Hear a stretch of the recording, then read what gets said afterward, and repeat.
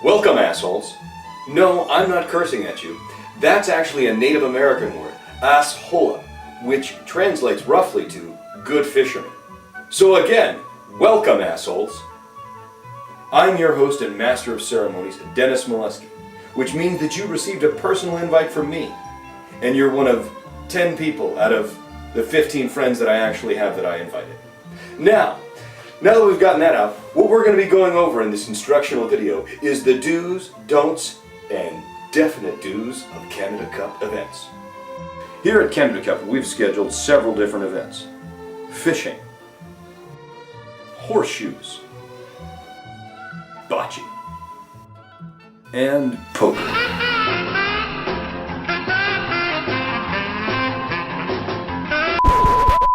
Yeah, that was the wrong clip. Not quite sure how that got in there. Moving right along, though. Next, we come to the rules and regulations for different Canada Cup events. First up is fishing. A bass that is 13 inches or more is considered a keeper and worth 1 point for the trip.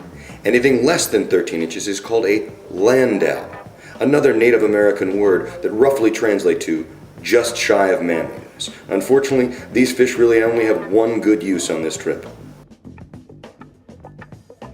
The other fish is a northern pike, and the measurement, well, actually, no, I'm not really sure on the measurement for northern pike, and that's not even necessary to know, because every boat is equipped with its own measuring stick to tell you if your bass and or pike are of regulation length and will be earning you a point. This way we help take all the guesswork out of fishing.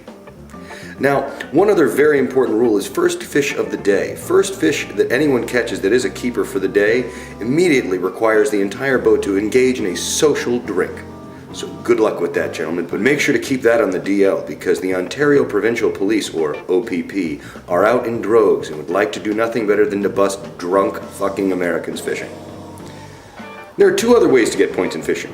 One is to catch the biggest bass of the day, which will earn your team 2 points. And then there's biggest bass of the trip, which will earn your team 5 points.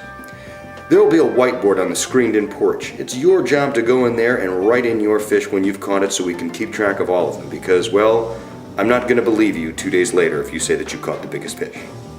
Next up is horseshoes. Horseshoes is very standard rules.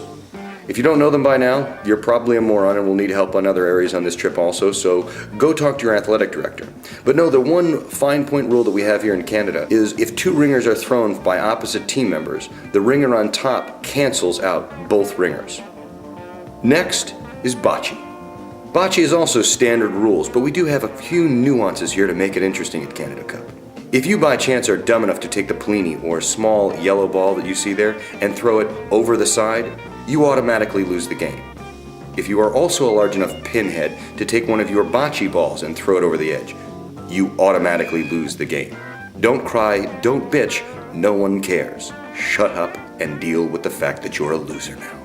Oh, one more thing. If you are stupid enough to throw one of the balls over, your dumb ass has to go all the way down and find it. Enjoy. We ain't found shit. The rules for poker are simple, standard tournament rules, where the guy with all the chips at the end wins 3 points for his team. Second place wins 1. Now I'd like to introduce to you the officers for the Canada Cup. As always, I am the governor of Canada Cup, Dennis Molesky. The Canada Cup Consigliere, or C4, John Half-Rod Johnny Callahan. Director of Media Relations, Jamie Zolito. Always important, liquid motivational coach, John Leffler. And with it as always, sharp as a tack, ready to pounce on any infractions, our athletic director, Deuce Haddad.